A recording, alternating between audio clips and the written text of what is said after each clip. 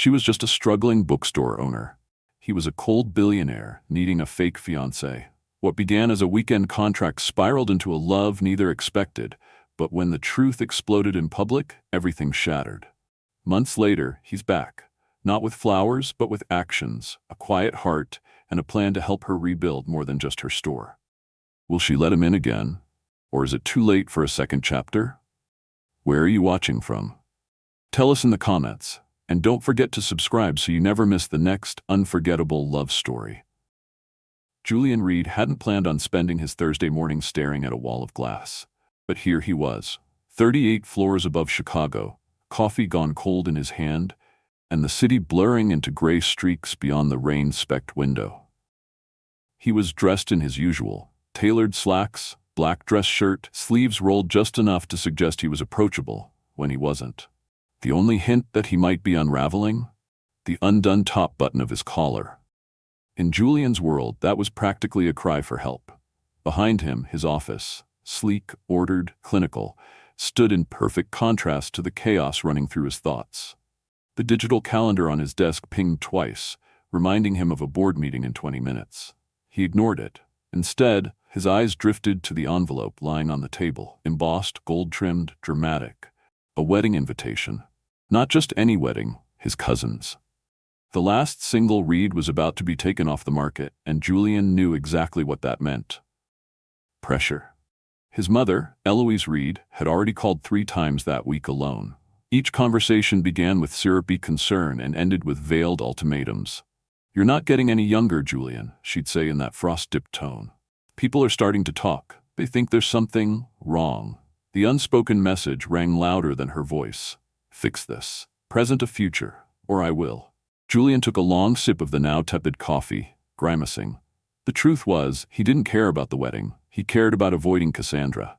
Cassandra Langford was a name that left a bitter aftertaste. Beautiful, brilliant, conniving. They had dated 2 years ago and broken up when Julian discovered she was feeding confidential information to a rival firm to help her father secure a merger. And yet, somehow, she'd been invited to the wedding. By his mother. Eloise never truly let go of the fantasy of a Reed-Langford dynasty. The idea of attending alone, of facing Cassandra's smug smile and his mother's matchmaking plots, made Julian's skin crawl. That's when Delia burst in. Delia Monroe, his executive assistant and the only person on earth who could get away with using burst and Julian's office in the same sentence. She held a tablet in one hand and a protein bar in the other, her buns slightly askew and glasses fogged from the wind outside. "You either need to RSVP or fake your death. Those are your options," she said, tossing the tablet onto his desk. Julian raised an eyebrow. "And good morning to you too, Delia." She ignored the sarcasm. "You look like a man planning to self-destruct in slow motion." "Thanks for the diagnosis." She walked around his desk and leaned against the edge. "I know that face. It's the same one you had when your ex leaked those shareholder emails. What's going on?" Julian tapped the envelope. "Wedding. Eloise, Cassandra, pick your poison." Delia cringed. "Ah, the unholy trinity. I'd rather walk into a boardroom naked than go to that circus alone." "Good," Delia said. "Because I have an idea." He looked up. That was never good. She grinned. "Hire someone to go with you. Not an escort, God no, but someone polished. Someone who won't bat an eye when your mother tests her pedigree or when Cassandra tries to claw her way back into your life." Julian narrowed his gaze. "So a professional fake fiancé," Delia shrugged. "Temporary, painless, controlled." "You make it sound like dental work." "Exactly. But better looking." He leaned back in his chair, considering it. On the surface, it was ridiculous. But the deeper he thought, the more it made sense. 3 days, a fabricated romance, a buffer, and then freedom. Delia was already swiping through her contacts. "I might know someone. She's a bit unconventional, but perfect for this." Julian blinked. "Unconventional how?" "She's an illustrator, freelance, lives in Logan Square, smart, grounded, doesn't care about your money, which is basically a unicorn these days." "You've met her?" "No, but my sister hired her last year to illustrate a children's book. Said she was fast, friendly, and allergic to bullshit." Julian gave a low chuckle. "And why would she agree to this performance?" "She needs money. Her book cafe's about to go under. Rent hike."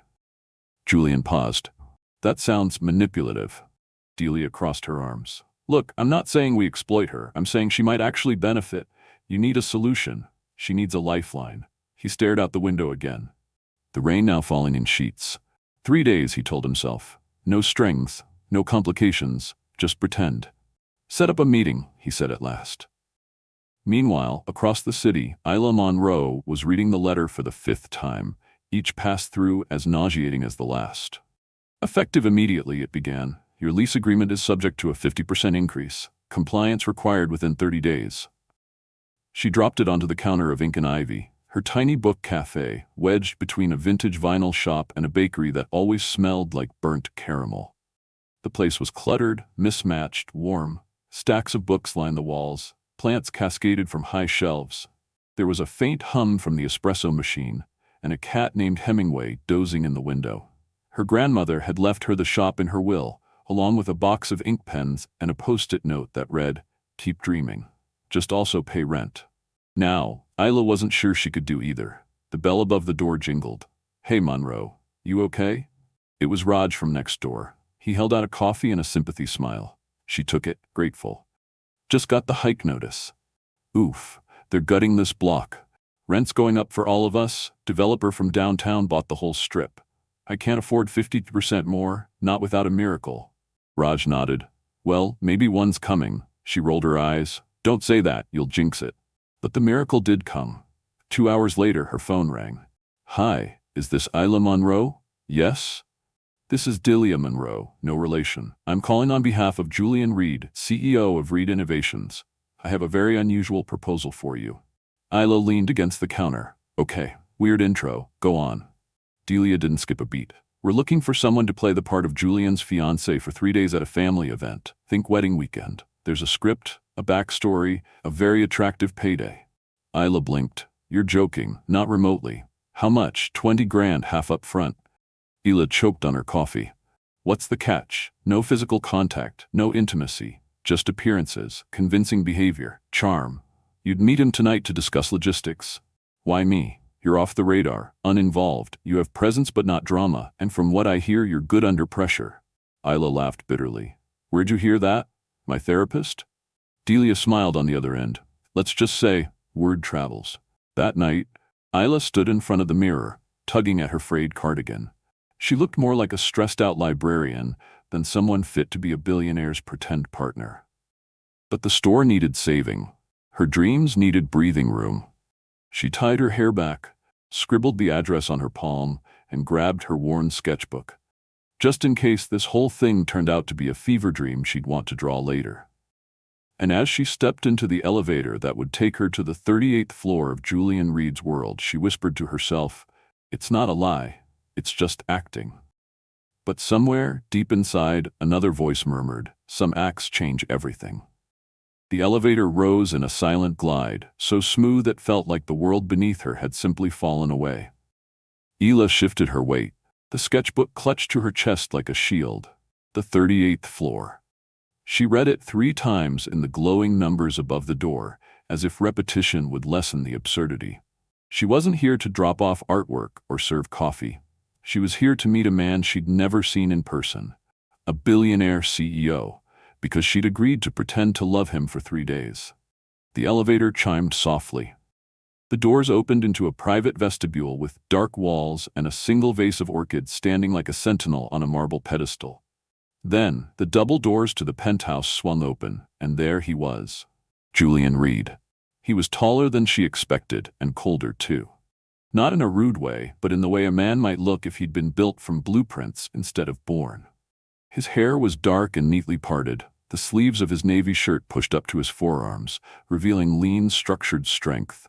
He had the kind of face magazines would call striking but rarely warm. And yet, his eyes paused when they met hers, just for a second, as if he hadn't been expecting her to look so real. Isla stepped forward, trying not to stare. "Wow," she said, glancing around the room. "Feels like I just walked into a Scandinavian art museum, one where nobody's allowed to touch anything." Julian raised an eyebrow. "You're 2 minutes late." "And you noticed," she replied, a hint of a smile tugging at her mouth. "That's very CEO of you." He didn't respond to that. Instead, he stepped aside and motioned her in. "You want something? Water? Wine? Contract?" That drew a short laugh from her. How about starting with hi, how was your day? Or is that not in the script? Julian closed the doors behind her and studied her again. Hi Isla, how was your day? She dropped her bag beside the armchair and looked around at the impeccable space. Terrifying, weird, confusing, and now, a little surreal. Surreal? I'm in a billionaire's penthouse, agreeing to pretend to be his fiancée, because my bookstore is about to be swallowed whole by real estate greed. Julian paused. It was blunt, too blunt, but there was no desperation in her voice, just honesty. He didn't know whether to be disarmed or impressed. And yet, he said slowly, you said yes, because I need the money, and you need the act. She sat on the edge of the sleek armrest, casually swinging one leg over the other. We're being adults, pragmatic. Julian glanced toward the tablet on the table. Delia mentioned you're an illustrator. She nodded. Children's books, mostly. Dragons, talking teacups, things that make more sense than adults. He gave a ghost of a smile. You're not quite what I expected. Because I'm not falling over myself to be impressed by your rug. Because you're unfiltered. That's just my version of organized. Julian chuckled, then gestured to the large sectional couch. Shall we go over the terms? She nodded and reached into her bag, pulling out a red notebook already scribbled with ideas. Actually, I have a few thoughts. You brought notes? Of course. If we're going to fake an engagement, we need to sell it, seamlessly. Storyline, timeline, details. I even have backup answers for nosy relatives. Julian's brows lifted. You're serious? Isla flipped the notebook open. You don't half-ass a performance, especially not for a crowd like yours. I assume your family is the type who can smell a lie before you speak it. He didn't argue. Let's start with how we met, she continued. We need a meet-cute, something charming, a little messy, maybe in a coffee shop. You walk in mid-phone call, distracted, talking mergers or stocks or some other intimidating thing. I'm in line, you bump into me, coffee spills, chaos ensues. Julian tilted his head. Cliché. Exactly, that's why it works. No one would question it. She scribbled quickly. Coffee shop, spilled latte, intense eye contact, corporate chaos. Then looked up with a grin. From there, we started dating. Slowly. You were emotionally unavailable. I was busy saving the world, one children's book at a time. Julian stared at her, bemused. Do you always create this much story? I'm an illustrator. I live for narrative arcs. He studied her, more curious than skeptical now. There was a strange confidence in her, not the polished, rehearsed kind he saw in business or high society, but something more grounded. She wasn't here to impress him. She was here to survive. Okay, he said, sitting across from her. What else? Backstory, first date, favorite shared memory, inside jokes. We'll need them for small talk. If I'm going to charm your mother, I need anecdotes, real-sounding ones. Julian's face hardened slightly at the mention of his mother. Eloise Reed doesn't charm easily. Good, Ela replied. Neither do I. There was a beat of silence. The room, normally too quiet, too pristine, now felt charged, alive with invisible wires connecting two people who had no reason to trust each other, but were already exchanging truths faster than either expected. Julian leaned forward, fingers laced. Why did you really agree to this? Isla closed her notebook slowly. Because my bookstore is about to close. Because this place, Ink and Ivy, it's not just mine. It was my grandmother's. I grew up between its shelves, and when I got that rent hike, I thought maybe it's over. Maybe the world doesn't have room for quiet places anymore.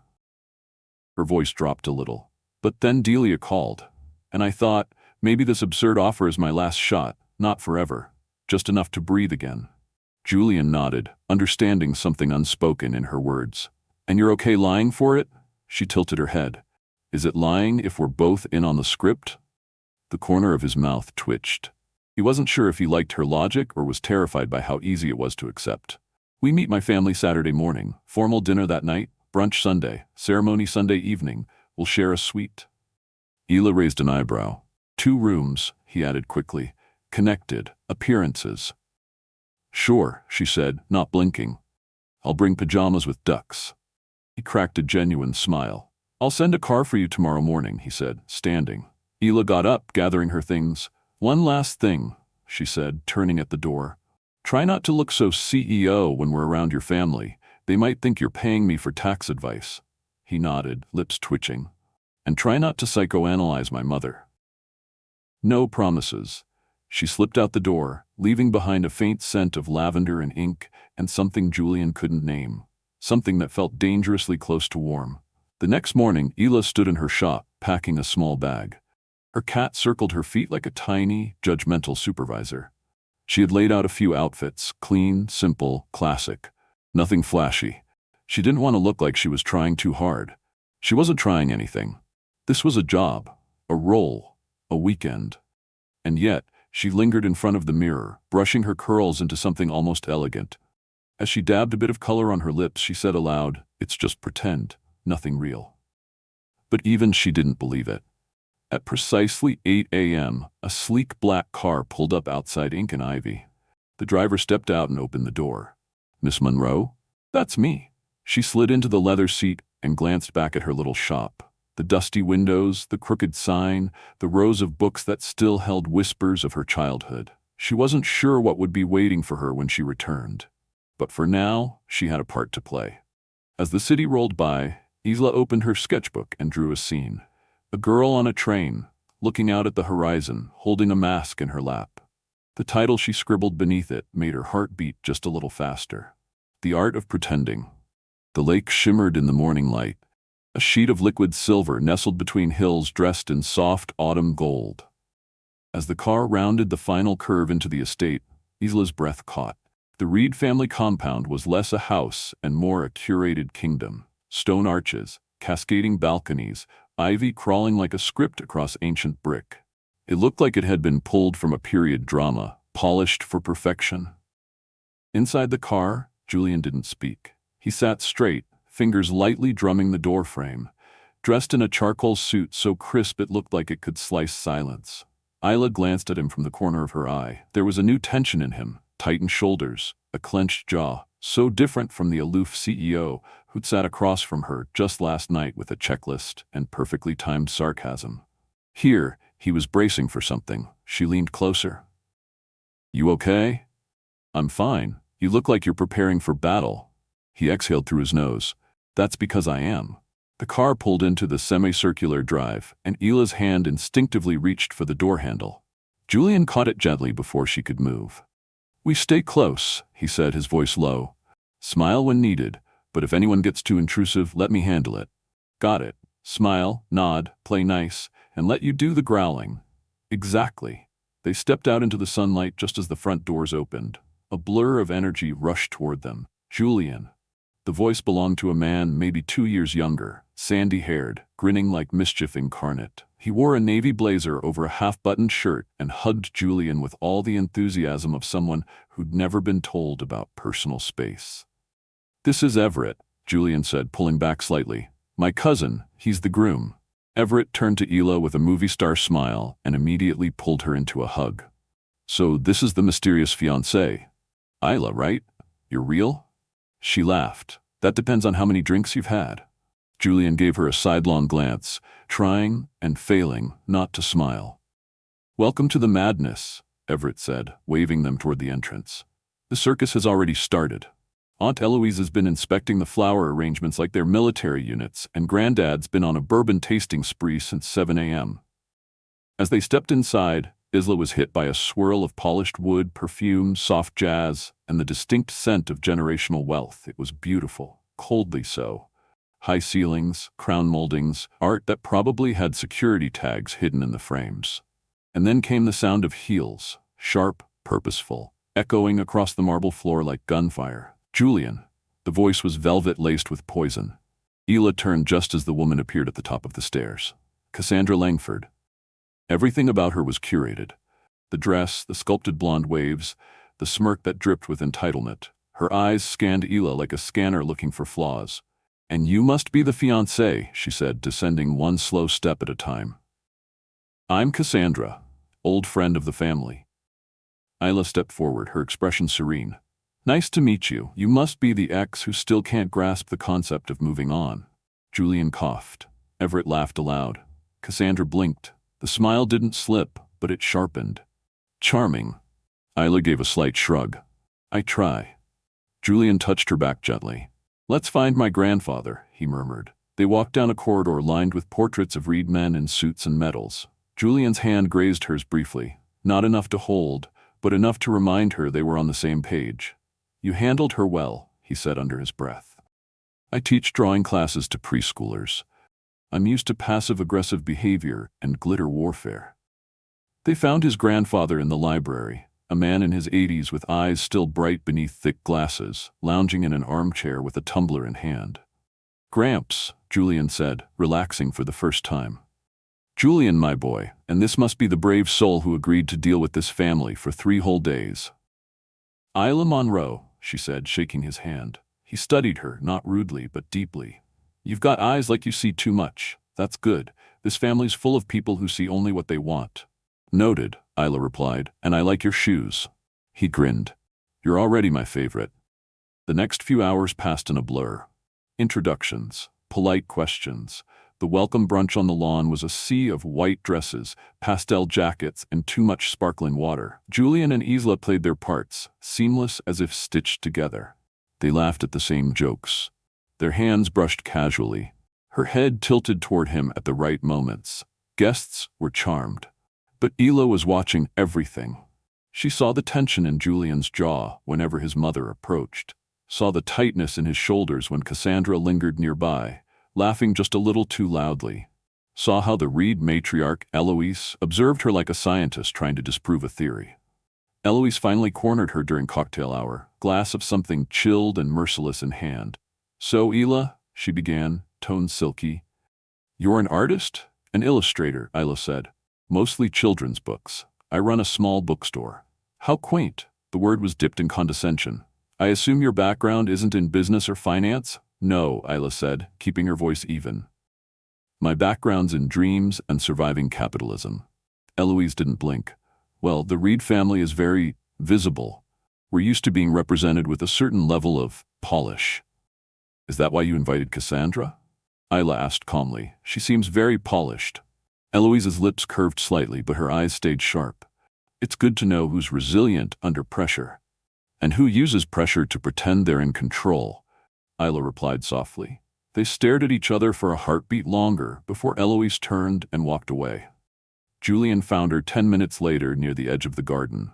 "What happened?" he asked, noticing her stiff posture. "Just a dance of polite barbs with your mother."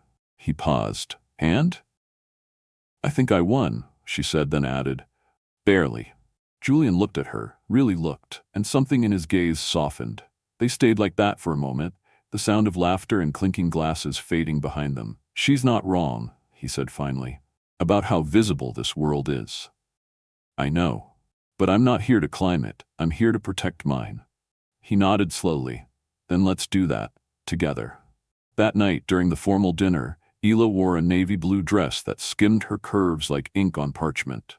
Julian offered her his arm as they descended the grand staircase, and for a heartbeat they weren't acting. Their movements synced like lines of a well-written poem. Guests murmured, admired. Cassandra fumed. They sat at the center of the long table, that under chandeliers that looked like frozen waterfalls. Toasts were made. Speeches were given. Everett winked at Isla every time Julian's hand found hers beneath the table. After dessert, there was a slow dance in the courtyard, beneath twinkling lights strung across trees. The music was soft, nostalgic. Julian led her onto the dance floor, one hand on her back, the other holding hers gently. "You know how to dance?" he asked. "Only when pretending to be in love," she replied. But her voice was too quiet, too real. And when she looked up at him, Julian forgot to reply. They danced, they didn't speak. But every step, every subtle breath, every pause between beats said things words could not. When the music stopped, they lingered a second too long. Then applause scattered the magic. As they turned to head back inside, Julian leaned in, his voice low against her ear. "You're good at this," she swallowed. "Too good, maybe." He stopped walking. "So what happens?" he asked, eyes searching hers. "If we stop pretending?" Her lips parted, but no words came. Instead, she took his hand and whispered, "Let's just get through tomorrow." He nodded. "One more day." But even as they said it, they both knew the game was already unraveling, because somewhere between the lies and the laughter, the act had slipped, and something very real was beginning to take its place. The second day at the estate began under a veil of gray skies. A light mist hung over Lake Geneva like breath held in suspense, and the estate itself felt quieter, as if the walls were holding back secrets. Ela woke in the guest suite's bedroom, wrapped in the thick, cloud-like bedding, unsure for a moment where she was. Then the memories rushed in. Cassandra, Eloise, the dancing, the way Julian had looked at her under the lights like she was the only solid thing in a room full of porcelain. She sat up slowly. No declarations had been made, no lines crossed, but something had shifted. Beneath the carefully practiced smiles and rehearsed touches, there was a current neither of them seemed able or willing to ignore anymore. Julian was already up. He'd left a handwritten note on the table near the window, his cursive neat and deliberate. Breakfast in the sunroom. If you need an escape from Eloise's silent judgment, Jay. She smiled despite herself. Downstairs, the sunroom was a sanctuary of warmth and quiet. Golden morning light filtered through the tall windows, catching on the delicate crystalware set neatly on a linen-covered table. A tray of croissants, sliced fruit, and French press coffee waited. Julian stood near the window, coffee in hand, his shirt sleeves rolled and collar open, looking for once slightly unguarded. "Good morning," Ela said, her voice soft but not uncertain. He turned. "You sleep okay?" Like a woman who didn't have to listen to Eloise analyze napkin folds all night. "You?" He sipped his coffee, like a man with 100 unspoken thoughts. She poured herself a cup, careful not to meet his eyes. "That sounds exhausting." "It is."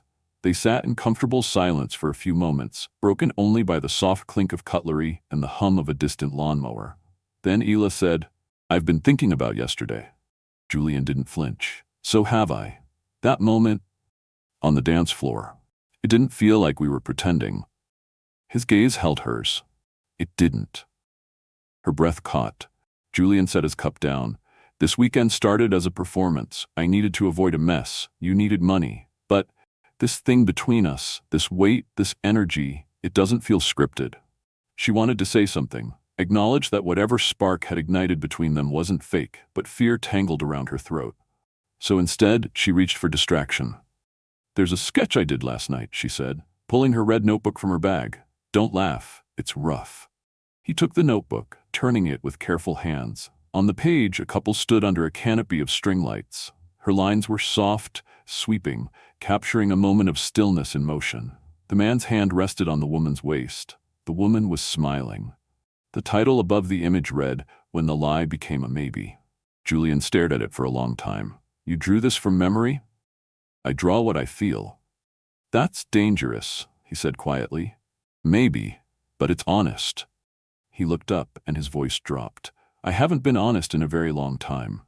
Just then, footsteps echoed in the hallway, breaking the spell. Everett appeared at the doorway, tie undone and hair wild. "You two look disgustingly serene for people stuck in a familial Game of Thrones," he quipped. Julian smirked. "That's because we're better actors than you." Everett turned to Isla. "Hope you brought that thick skin. Brunch today is going to be a minefield.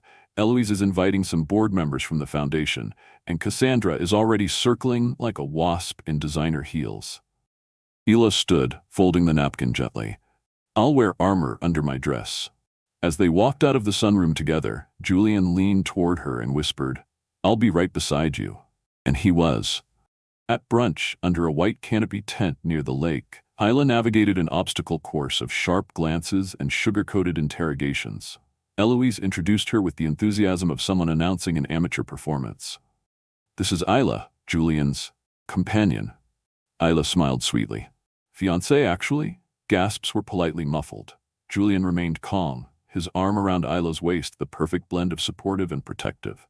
She played her part flawlessly, charming older board members with stories of children's reading programs, politely deflecting questions about her long-term intentions, and even surviving a brief conversation with Cassandra, who dropped phrases like transient love and inevitable disappointment with the ease of someone passing hors d'oeuvres. Afterward, Isla slipped away toward the lake, kicking off her shoes and letting her feet dangle over the edge of the wooden dock. The breeze lifted the hem of her dress and tangled strands of her hair across her face, but she didn't mind. Here, with the water lapping gently and the world at a distance, she could breathe. She didn't hear Julian approach until he sat beside her, his legs stretching out in front of him.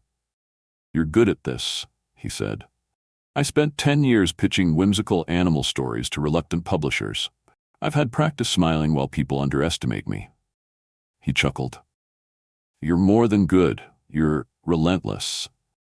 "Relentless?" she asked, pretending to be offended. "In a good way." She nudged his shoulder with hers. "You're different here." "Different how?" "Less armored, more present." He stared at the lake as if trying to gather the right words from its surface. "This place has always been a cage for me. Expectations, family dynamics, business talk, masked as personal connection. It's all curated. And I don't fit the curation," she said quietly. He looked at her then. "No, you ruin it in the best possible way." They sat there for a long moment, not speaking, letting the wind and the water speak for them. Then Ela turned toward him, her voice quiet but steady. "Why did you ask me to come here, really?" Julian hesitated. "At first, to keep my mother off my back, to avoid Cassandra, to keep control.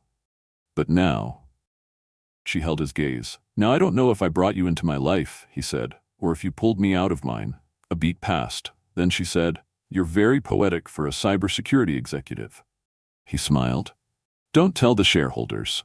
She reached for his hand, not as part of the performance, but because she wanted to. He laced his fingers through hers naturally, like he'd been waiting for the permission. "I like this version of you," she said softly. "I think I do too," he replied. The late afternoon gave way to evening, and with it came more events. A cocktail reception, a rehearsal dinner, another round of polite conversations laced with landmines. But Julian and Ela now moved through it differently. Not just as partners in pretense, but as co-conspirators in something deeper, more uncertain, and infinitely more honest. Later that night, in their shared suite, Ela stood in the doorway of the bedroom in a robe, her hair damp from a shower. Julian sat on the pull-out couch in the sitting area, shirt unbuttoned at the collar, drink untouched in his hand. "You really don't have to sleep on the couch," she said. "I do," he replied, "because the line between us is already too blurry." She stepped inside, sitting in the armchair across from him, drawing her knees up. "I used to believe love was always obvious, grand gestures, sweeping moments, but now I wonder if it's not the things we say. It's the pauses, the restraint, the decision to wait." He looked at her with something close to awe. "You're not what I expected, Isla." "I hope not. Expectations are boring." They sat in silence again, but this time it wasn't awkward. It was charged with the quiet electricity of two people who had danced too close to truth to pretend any longer. Finally, she whispered, "Good night, Julian." He stood, walked to her, and brushed a stray curl from her cheek. "Good night, Ela." As she closed the door between them, her hand lingered on the handle. She didn't lock it, and for the first time she didn't feel like a guest. She felt like something was being written, softly between breaths, something neither of them was ready to call real. But neither of them could deny was already beginning to live. The rehearsal dinner was held in the estate's grand glass hall, a masterpiece of architecture perched right on the edge of the lake. As the sun dipped low behind the hills, its golden reflection spilled across the mirrored surface of the water and danced through the transparent walls, lighting up the evening in a warm, cinematic glow. Inside, the tables were draped in white linen, adorned with cascading florals in soft pinks and golds, and champagne flutes clinked to the soft strains of a jazz trio in the corner. It was perfect. Too perfect. Ela had felt it all afternoon, the build-up. Something in the air had shifted, a tension humming beneath the surface, like a violin string drawn too tight. Cassandra had been quiet, too quiet, circling like a storm, gathering its final breath before making landfall. Julian stood a few steps away, deep in polite conversation with Everett and the groom's father, laughing on cue, nodding with practiced charm. But Ela could see it in his eyes, the calm before something he couldn't stop. She excused herself to fetch a glass of champagne, partly to escape the rehearsed socializing, partly because the bubbling in her chest had nothing to do with the drink. She hadn't taken 2 sips before she felt it. The presence behind her, too close, too poised. Cassandra's voice, sweet and venom-laced, slipped past her ear. "Enjoying the role?" Isla turned, meeting her gaze squarely. "If you're referring to this evening, I'd say it's going well." Cassandra tilted her head. "You really are talented. I'll give you that. So natural, so at ease, almost like you belong." "I think I do." "You think wrong." Before Isla could respond, A hush fell over the room. The kind that didn't start from the microphone or the music stopping, but from the way the air suddenly felt charged, like everyone had collectively sensed a shift in narrative. Cassandra moved to the center of the room. "Sorry to interrupt," she said, raising her voice just enough to be heard over the murmurs, "but I think we all deserve a moment of truth." Isla's stomach dropped. She set the glass down, her hands instantly cold. Julian, halfway through greeting a guest, turned toward the sound of her voice, a muscle in his jaw twitching. Cassandra held up her phone. "Julian Carter is not engaged. Not really. Not to her." The room froze. Gasps rippled like dominoes. Eyebrows arched, eyeliner twitched. Cassandra pointed directly at Isla. "This woman was hired, that's right, hired to play the perfect fiancée, and guess what? I have proof." Julian took a step forward, but Cassandra was already reading. "Dear Mr. Reed, as agreed, I accept the terms of the proposal. 3-day stay, $20,000 payable upon arrival. In return, I agree to portray your fiancé during the family event." She paused, smiling like a cat that had finally caught the bird. No emotional involvement. A gasp from someone near the floral arch. A sharp intake of breath from Eloise, who gripped her champagne glass tighter. Julian was moving now, fast and calm, but Cassandra had already thrown the match. Margaret Carter, Everett's mother, looked horrified. Everett himself looked as if he might punch someone. The guests around Isla took a half step away, polite distance cloaked as scandal sensitivity. Isla didn't move. Her voice, when it came, was quiet but steady. "It's true." All eyes snapped to her. She looked directly at Julian, then back at the crowd. "I accepted an arrangement. I knew exactly what it was. So did he." Murmurs swelled. Eloise stood, looking like she might faint or throw something. Cassandra laughed triumphantly. "See, a fraud, a professional manipulator, and you all fell for it." That's when Julian spoke. "Enough." His voice cut through the noise like steel through silk. Cassandra blinked, startled by the force of it. Julian crossed the room, standing beside Isla. He didn't look at Cassandra. He didn't look at his mother. He looked only at Isla. "Yes," he said, "there was a deal. It started as a way to keep the peace, to keep appearances. A stupid, cowardly plan I made to avoid facing the dysfunction of my own family. People were leaning in now, phones lowered, wine glasses forgotten. But what happened here, what I found with her, was real. It became real." He turned to the room. "I fell in love with her, even when I didn't want to, even when I tried not to, even while fighting it every damn day." Isla's throat tightened. She hadn't expected this. Not here, not now. She could feel the weight of his words digging into the very thing she'd tried to keep hidden. "I didn't hire a partner," Julian continued. "I found one. The one person who made all of this family, this pressure, feel survivable." Cassandra laughed bitterly. "Oh, how convenient. True love after 3 days?" Julian met her gaze calmly. "Truer than the performance you've been putting on for the last 3 years." Silence fell like a curtain. Margaret whispered something and left, her heels clicking against the marble. Others followed. Eloise stood still for a beat, then turned sharply, disappearing down a hallway, her expression unreadable. Cassandra, momentarily robbed of her spotlight, let out a low scoff and stalked off, her exit only slightly less dramatic than her entrance. The crowd dispersed, leaving Julian and Isla alone in a silence that now felt crushing. "You didn't have to do that," she said quietly, staring down at the marble floor. "Yes, I did," he replied. "I needed you to know it wasn't just a role for me anymore." She looked up at him, eyes glassy, voice tight. "Then why does it feel like all we have left is damage?" "Because something real always costs something." He stepped back, as if giving her space to choose. "If this is the end, I understand. But if it's not? If you still believe in what we were building?" "I don't know what I believe," she whispered, and she walked away. The next morning was eerily quiet. The estate, once vibrant with wedding chatter and elegant buzz, now felt like a museum closed for cleaning. The sky was overcast again, matching the weight in Isla's chest. She packed in silence, her red notebook untouched on the dresser. Outside, the lake looked dull, like it had absorbed the scandal itself. She didn't expect to see him. But he came. Julian arrived at the door, dressed not in a suit but in a soft sweater and jeans, looking for once completely unscripted. He carried an envelope. "This is yours," he said, holding it out. She didn't take it. "It's what we agreed on. No extras, no charity. just closure. She finally reached out and took it. "Why does this feel like goodbye?" she asked. He held her gaze.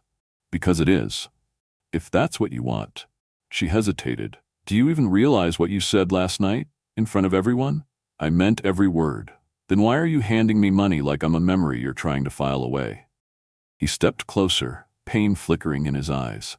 "Because I don't want you to stay out of guilt, or obligation, or because I said some pretty things in a room full of people who don't matter." She looked away. "I don't feel sorry for you, Julian."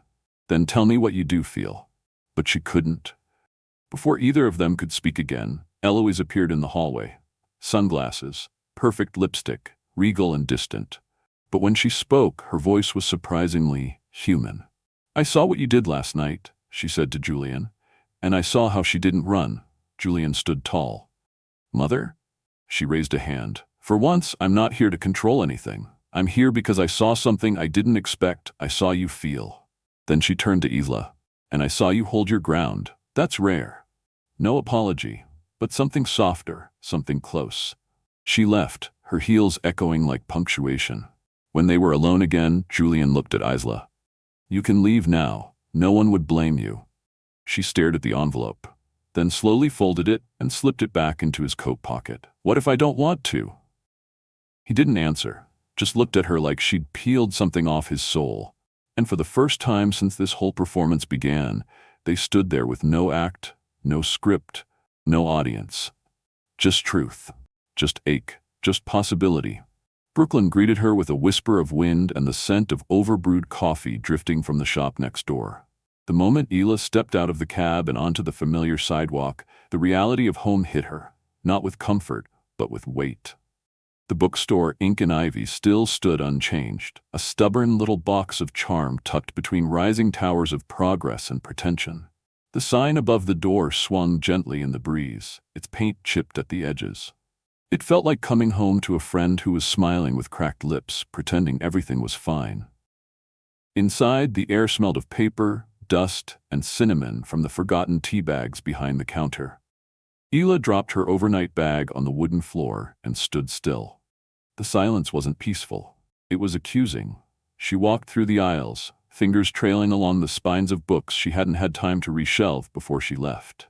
Each one held a memory, a hope, a quiet promise she had once whispered into the empty spaces of the shop. Now, those whispers echoed with a hollow sound. The envelope Julian had handed her was tucked deep in her coat pocket. She hadn't opened it. She didn't need to. The weight of it alone was enough to remind her what it represented. Not the money, but the distance. The attempt to draw a line where a connection had once bloomed. Her fingers touched it but didn't pull it out. Instead, she placed it in a wooden keepsake box beneath the counter, the same one where she stored her grandmother's notes, old postcards, and the first drawing she ever sold. The following days unfolded in slow, deliberate beats. Isla scrubbed the counters, repainted the front display, changed the window theme to a storybook forest, and filled it with plush animals and hand-lettered signs. She reopened the shop with a quiet post on Instagram and a chalkboard that read, "Sometimes the most beautiful stories are the ones that almost didn't happen." Customers trickled in, some curious, some loyal, some just craving a quiet place to sit and breathe. Children returned for their story hour. Local artists stopped by to ask about hosting a reading. The store lived again, but Hila didn't. Not fully. She smiled. She engaged. She handed out paperbacks and bookmarks with gentle kindness. But at night, she sat in the back room with a cup of tea growing cold, staring at the sketchbook on her lap, unable to draw more than a single line. That red notebook now held chapters of a life that had changed her. Pages filled with Julian's name, not written directly, but in sketches of hands almost touching, of shadows on balconies, of a man standing at a lake with a heart in his eyes and no clue how to hold it. And the worst part? She missed him. Not in the romanticized, storybook way she'd grown up reading about. She missed the quiet moments, his unexpected humor, the way he watched her as if seeing her made something inside him relax. She missed his restraint, his need to protect her space even as he longed to invade it. They texted a few times. "Did you get home okay?" "Yes, you?" "Back to chaos, just with less charm now." Then, nothing. She drafted messages and deleted them. He called once. She didn't pick up. Neither of them said the words they needed to. Pride was funny like that. So quiet and so loud at the same time. One rainy Tuesday afternoon, Ela was trying to move a heavy bookshelf in the back of the store. Her foot wedged awkwardly against the leg of a table, her hands slipping on the smooth wood. Books spilled like raindrops onto the floor around her, and she let out a breathy, frustrated laugh. She pulled out her phone and opened his contact. Her thumb hovered over the call button. Then she deleted the number from the screen. Before she could move away, the phone rang. His name. She stared at it, heart thudding. She answered on the third ring. "I was thinking about you," Julian said, like he'd been holding the words for hours, afraid they'd fall apart if he didn't say them out loud. "Are you psychic now?" "I just had a feeling." She smiled despite herself. "What kind of feeling?" "The kind that says maybe I was wrong to let you walk away." Isla leaned against the bookshelf, closing her eyes. "I'm okay, Julian. I know." There was a pause. Then, "Can I come over?" She hesitated. "Only if you're ready to lift furniture." He showed up an hour later, drenched from the rain, no umbrella, no bravado. Just Julian. Jeans, hoodie, hair tousled, hands buried in his pockets like he wasn't sure what to do with them. "You look less CEO today," she said, handing him a towel. "You look more at home." And somehow, that was enough to begin again. They moved books in silence. Sorted shelves swept the corners. Julian fumbled through boxes with awkward care, pulling out titles and reading the backs with childlike fascination. He didn't ask questions. He didn't force answers. He just showed up. After an hour, he stood behind the counter, his hands lightly touching the polished wood. "I don't want to keep doing this." She looked up. "Doing what?" "This. Pretending we're okay apart. Being polite, waiting for the other to say something first." Isla felt her heart squeeze. "And what do you want?" "I want to figure it out. Together." "Do you still see me as a contract?" Julian shook his head. "No, I think you're the only real thing that's ever walked into my life, even if it started as fiction." She looked away, swallowing hard. "I don't know if I can trust something that began like that." "Then let me rebuild it," he said. "Not as a CEO, as a man, as someone who misses you every single day." She closed her eyes. The tears didn't come. Not because she wasn't moved, but because this didn't hurt. Not in the way heartbreak usually did. This, whatever it was, felt like breathing again. She didn't answer. Not with words. Instead, she picked up the whiteboard marker and walked to the easel near the entrance. On it, she wrote, "Next event, reading with a special guest." Beneath it, in neat script, Julian Reed, Saturday 10 a.m. He stared at it, a soft laugh escaping his lips. "You're making me read to kids now?" She crossed her arms. "Only if you want to earn your keep. I'd read 100 books if it meant sitting beside you. You're cheesier than I remember. I'm learning from the best." That Saturday, the sun rose into a clear sky, the rain of the past week finally exhausted. Outside ink and ivy, rows of tiny chairs lined the sidewalk. Balloons were tied to the railing. A small banner flapped gently in the wind, "Special Story Hour with Julian Reed." He arrived 10 minutes early. Wearing a simple white t-shirt, dark jeans, and a baseball cap, he looked completely unrecognizable from the man who once viewed vulnerability as a threat. He carried a box filled with children's books, ones Ursula had mentioned offhandedly during their days at the estate. "I thought these might add to the collection," he said, placing the box on the counter. She looked at him for a long moment. "You remembered." "I remember everything you say." The event was small, cozy. Children sat cross-legged on pillows, juice boxes in hand. Julian read softly, his voice steady but light. He paused at the right moments, changed his tone for the characters, even looked up when the kids giggled at the silly parts. Isla watched from the counter, her chest full and quiet. Afterward, he helped clean, handed out cookies, took photos with shy, sticky-fingered toddlers. When the shop emptied, Isla leaned back against the counter, arms folded. "What was that?" He looked at her, unsure. "That was you," she said. "Showing up." He smiled. "I'm not good at grand speeches." "Good. Because I'm tired of speeches. I want pages. I want chapters." He stepped closer, pulling a folded paper from his pocket. "Then maybe we start here." She opened it. It was a proposal. Not for her, but for the store. A plan for expansion. Funding for local literacy programs. workshops for underserved schools, a grant for emerging illustrators, all funded through his company's foundation. No strings, no ownership, just support. "Why are you doing this?" she asked. "Because words aren't enough. But maybe actions can be." She folded the paper slowly, tears gathering in her eyes. "What if I'm still scared?" "I am too," he whispered, "but not as scared as I am of losing you again." She stepped forward, touching his face with the gentlest hand. "You know," she said, voice trembling, "for a man who started this with a contract, you've learned how to offer something real." He laughed softly. "That's because I finally met someone who taught me that love isn't a performance." They didn't kiss, not yet. But the air between them stilled, wrapped in something unspoken and infinitely more permanent. And for the first time since they met, they weren't pretending. They were writing something true, together. 3 months later, Ink and Ivy didn't just look different. It felt different. There was a lightness to the space now, a pulse of warmth that moved through the aisles like morning sunlight. The bell above the door had been repaired, and now rang with a soft, charming chime each time a customer entered. Colorful drawings from local children were pinned on the bulletin board near the entrance. There was a new armchair near the front window. Julian had assembled it himself, grumbling over missing screws and too many instructions, until Ela laughed and read the manual aloud while sipping her coffee.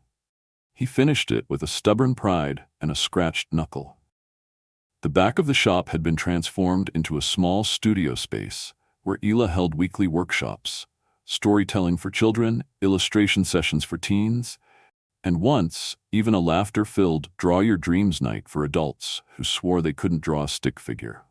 The shelves were newly stocked, the corners freshly painted, and just behind the register hung a small hand-carved plaque that read, "Here, we believe in the power of stories and new beginnings."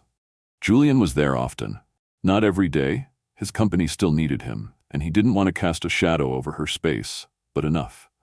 Enough to carry in new books, enough to help with the weekend crowds, enough to sit on the floor during story hour and do ridiculous voices for grumpy dragons and lost space hamsters.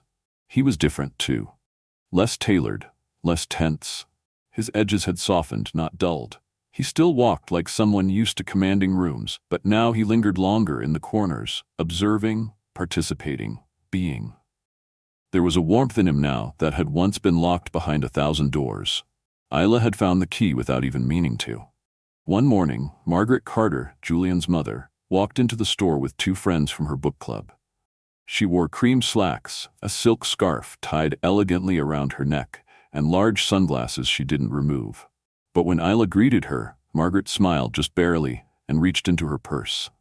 "I'd like 5 copies of this," she said, handing over a children's book titled The Big Feelings of Little People.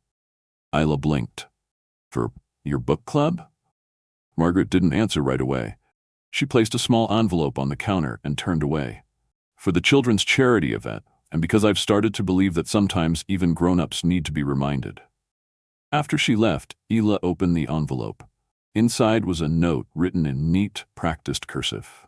"For the woman who taught my son that love can't be demanded, it must be built."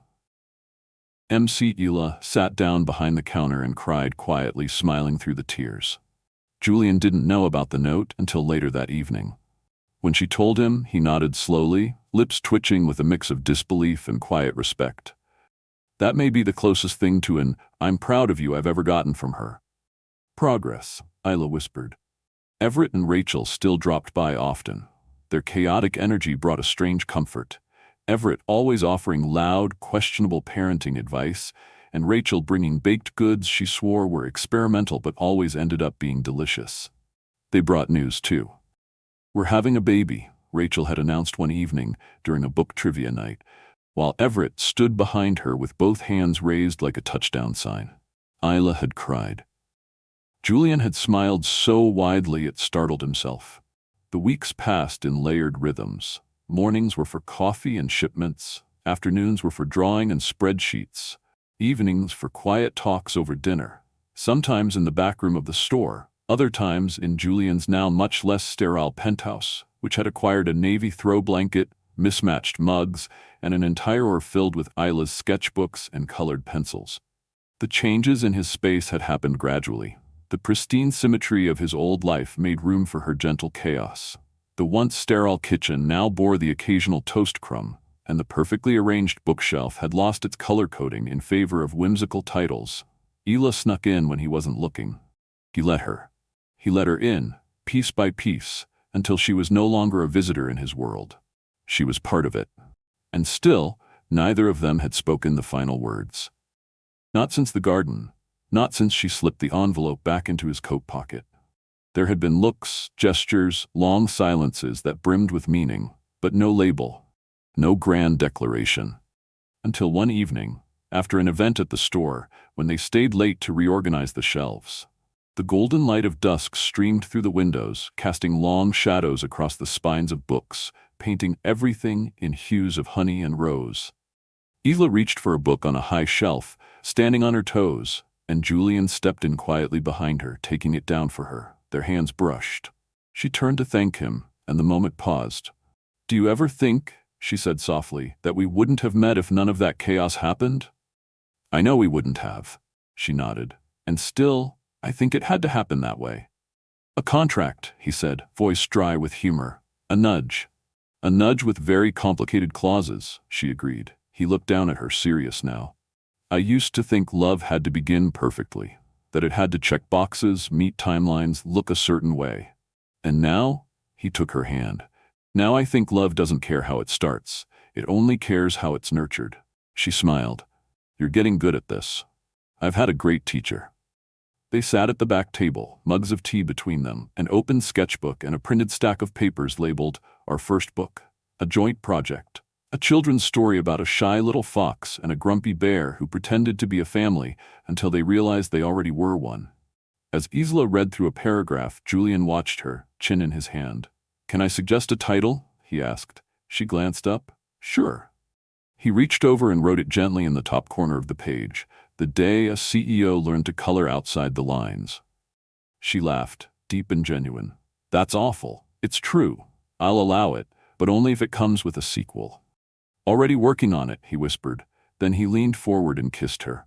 It wasn't urgent or possessive. It was soft, steady. A kiss written over months of quiet longing and slow-building trust. The kind of kiss that didn't ask for permission because it already had it.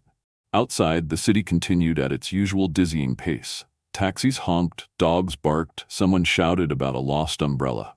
But inside Ink and Ivy, everything was still. Julian pulled back, just enough to whisper against her lips. No contracts, no roles, just this. Isla closed her eyes, forehead resting gently against his. "Just this," she echoed. The next morning, the chalkboard out front bore a new quote.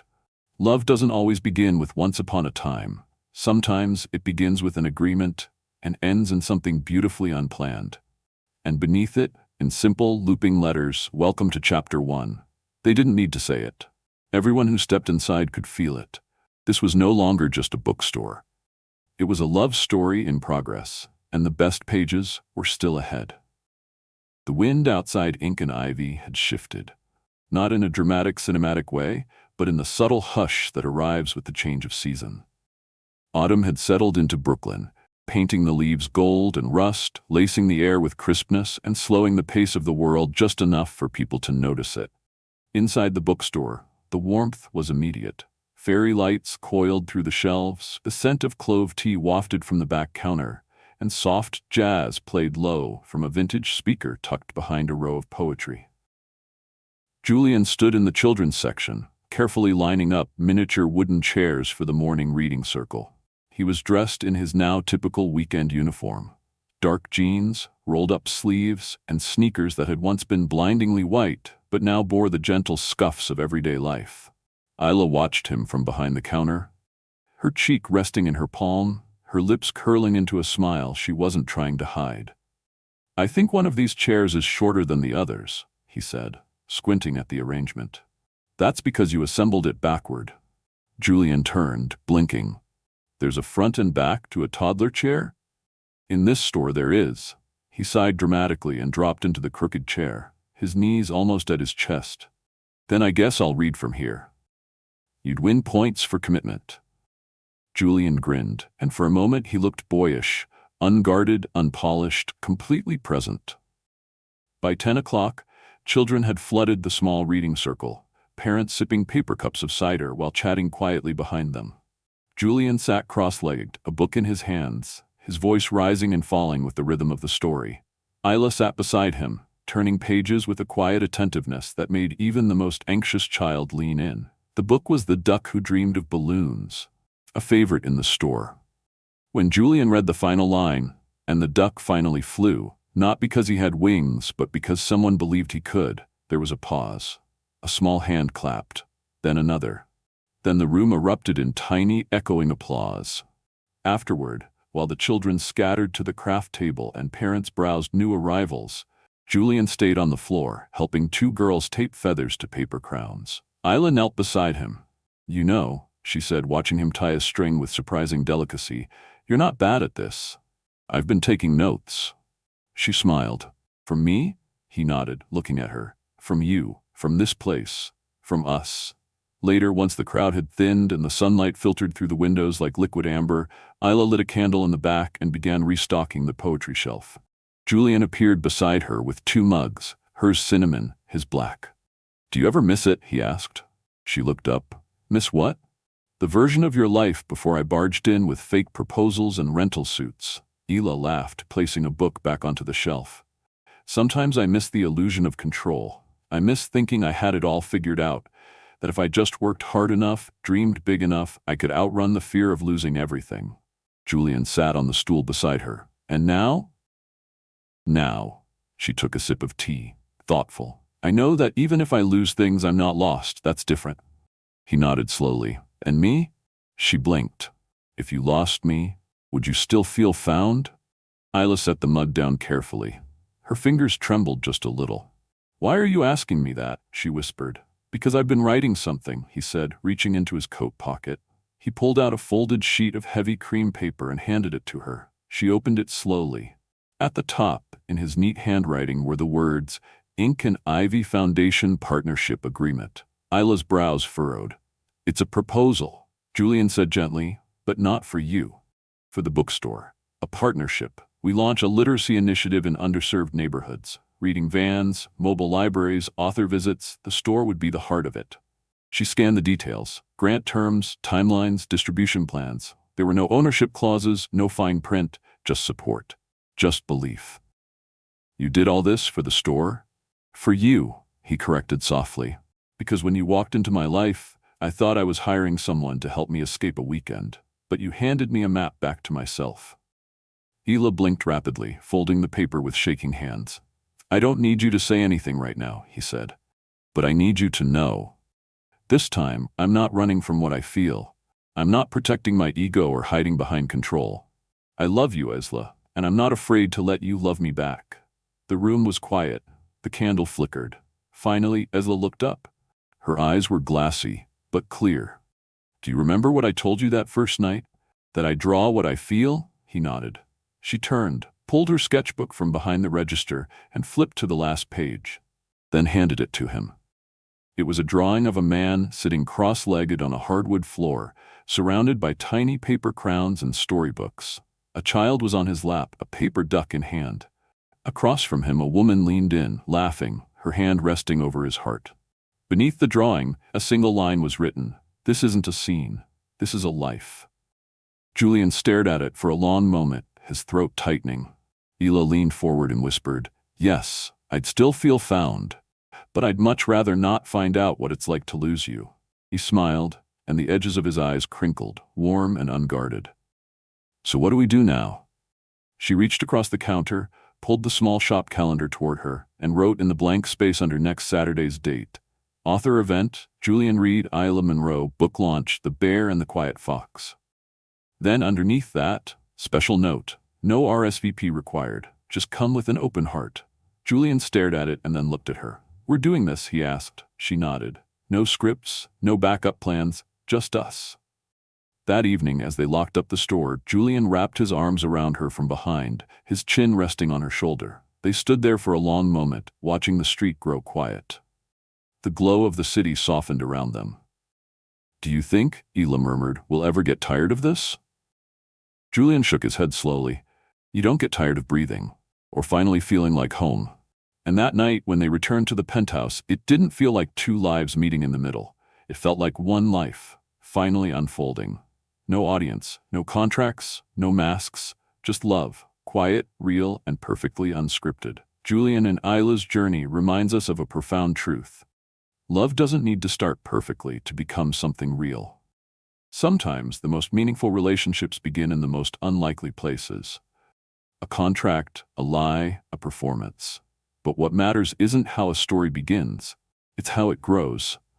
It's about the courage to be vulnerable after years of guarding your heart, the strength to stay when it's easier to run, and the willingness to rebuild trust brick by brick, even when the foundation started off rocky. We live in a world obsessed with fairy tale beginnings. But this story teaches us that authenticity often emerges after the masks come off, when people are no longer performing for acceptance but simply being. Isla showed us that strength can look like staying soft in a world that tries to harden you. Julian reminded us that letting go of control doesn't mean losing yourself. It means finding the version of you that's free to feel deeply, without shame. Love is not defined by grand gestures, but by small moments of showing up, by admitting fault, by being brave enough to say, I don't have it all figured out, but I want to figure it out with you. So wherever you are, whatever stage of life or love you're in, remember, it's okay if your beginning wasn't perfect. What matters is what you choose to build next. Now it's your turn. Where are you listening from? Let us know in the comments. We love hearing from every corner of the world. And if this story touched your heart, don't forget to subscribe to our channel for more stories like this, full of healing, truth, and hope. Your support helps us keep bringing these heartfelt moments to life.